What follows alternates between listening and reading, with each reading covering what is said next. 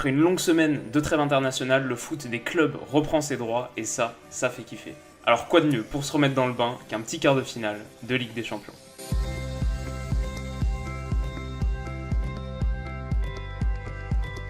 Aujourd'hui, je vais vous donner mon avis sur les 4 confrontations qui nous attendent et on va commencer par celle dont l'issue me semble la plus certaine.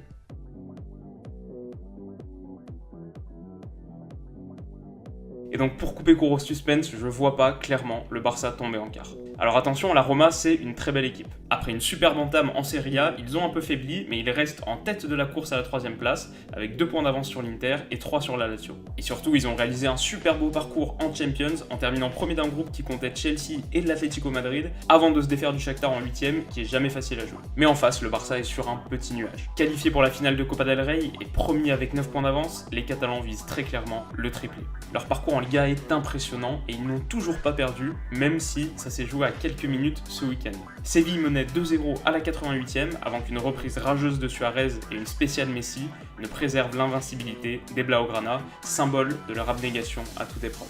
En plus, on a Dembélé qui revient bien, la charnière Piqué-Umtiti elle reste très solide malgré une légère baisse de forme du français. La petite interrogation ce serait l'intégration de Paulinho dans un 4-3-3 qui le rend un peu transparent. Il faut dire qu'il est plus à l'aise dans un 4-4-2 où la présence de Busquets le libère de ses obligations défensives. Et Busquets, il s'était cassé l'orteil contre Chelsea, mais il devrait revenir très bientôt, peut-être même pour le match aller contre la Roma. Et alors en face, il manque Nainggolan, qui est vraiment une grosse absence.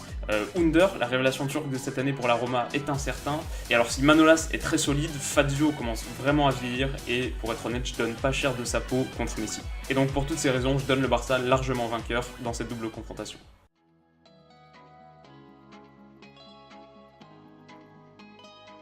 Ok, deuxième confrontation, je vais essayer d'être un peu plus synthétique cette fois, c'est un très joli Bayern-Séville. Alors la saison européenne du Bayern, elle avait très mal débuté avec notamment une lourde défaite au Parc des Princes, mais depuis le remplacement d'Ancelotti par Heinkes, le Bayern marche sur l'eau. En Ligue des Champions, où ils ont enchaîné 6 victoires consécutives, dont un cumulé 8-1 contre Beşiktaş au tour précédent, comme en Bundesliga où ils sont premiers avec 17 points d'avance sur leur dauphin, Schalke. D'ailleurs, certains peuvent penser que c'est leur problème, c'est le fameux syndrome PSG, une équipe qui domine outrageusement son championnat national, mais du coup qui manque de préparation pour les grands rendez-vous. Mais après, c'est aussi une situation qui leur permet de faire souffler régulièrement leur cadre, donc c'est dur à trancher. Ce qui est certain par contre, c'est que le Bayern n'a pas atteint la finale de Ligue des Champions depuis 2013, et ils veulent regoûter à cette ivresse. En face, on a une équipe de Séville jamais ennuyante. Après leur tour de force contre United en 8ème, beaucoup ont découvert une équipe joueuse capable de très beaux éclats footballistiques. Mais si Ben Yedder a clairement beaucoup de talent, Séville a aussi de grosses carences défensives. Et d'ailleurs sur les 12 derniers matchs, les Andalous ont encaissé 3 fois 5 buts. Et ils sont seulement 6ème de Liga avec un goal average qui est largement négatif, -7. Du coup, comparé au Bayern qui aligne peut-être une des charnières centrales les plus rodées de la compétition, Hummels Boateng, ça risque de faire la différence, surtout que le leader technique sévillan, Ever Banega, est suspendu pour le match aller. Donc voilà, vous l'avez deviné je pense, je pronostique une qualification du Bayern, même si Séville a une très belle carte à jouer, et en tout cas ça va être une superbe confrontation.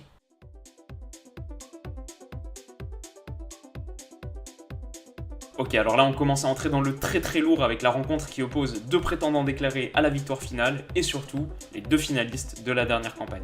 Sur le plan historique, l'avantage, il est clairement au Real. La Juve, au final, c'est un peu la culture de la loose avec seulement 2 victoires en Ligue des Champions en 9 finales, alors qu'en face, c'est exactement l'opposé. On a un club qui respire la Champions et qui a gagné 3 des 4 dernières éditions. Mais après, je suis pas convaincu que tout ça joue énormément dans une confrontation directe, alors on va s'intéresser plutôt au jeu. Et alors là, la Juve, c'est une colonne vertébrale qui joue ensemble depuis des années. Buffon, Chiellini, Khedira, Pjanic, Dybala, Higuain, c'est du très lourd et les automatismes sont rodés. Et ensuite, ils ont ajouté cette année une superbe recrue qui a déjà séduit l'Italie, Blaise Matuidi, qui impressionne par sa culture tactique et son 3ème poumon.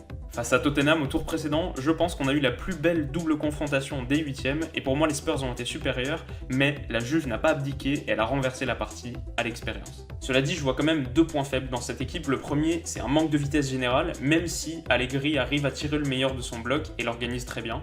Et le deuxième, c'est un Buffon qui pour moi commence là maintenant vraiment à décliner. Et donc en face, sans transition, on a le Real magnifique, mais qui s'est refait une beauté relativement récemment, après une entame catastrophique en Liga. Aujourd'hui, ils sont 3ème et ils peuvent même viser la 2ème place, donc leur dynamique est clairement positive. Et en Champions, c'est bien connu, ils ont un vrai supplément d'âme et ils l'ont démontré malheureusement face à Paris. Et je parlais de la constance de l'effectif turinois tout à l'heure, mais à Madrid, c'est peut-être encore plus vrai. Sergio Ramos, Marcelo, Cristiano, les leaders techniques, sont aussi les leaders de vestiaire, et le Real a sans doute l'effectif qui a la plus grande force mentale de la compétition. Zidane démontre régulièrement qu'il est l'homme de la situation et il est adoré par ses joueurs, mais Madrid semble aussi moins imprenable que les années précédentes. Contre le PSG, ils ont vaincu, mais dur de dire qu'ils ont réalisé un vrai tour de force, tant les Parisiens manquaient d'inspiration, particulièrement en retour. Alors cette confrontation pour moi, c'est le vrai choc d'écart. Les bookmakers sont assez largement en faveur du Real, mais pour moi c'est vraiment indécis, pour moi c'est vraiment du 50-50. Et du coup, quitte à choisir, je vais miser sur la surprise, et je vais dire, je pense que la Juve va passer.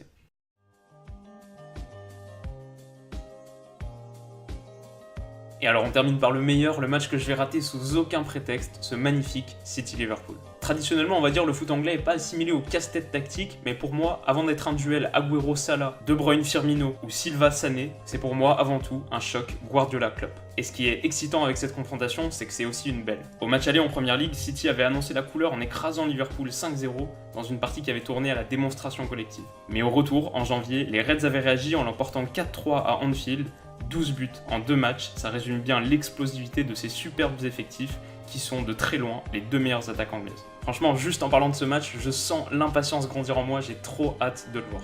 Parce que comme l'a dit Jürgen Klopp, si on veut décrocher un résultat en défendant bas face à City, autant aller jouer au loto. Donc ça vous situe l'intensité que Liverpool va mettre dans son pressing, et City est pas réputé pour son jeu défensif bas, donc il va y avoir des espaces et il va y en avoir beaucoup.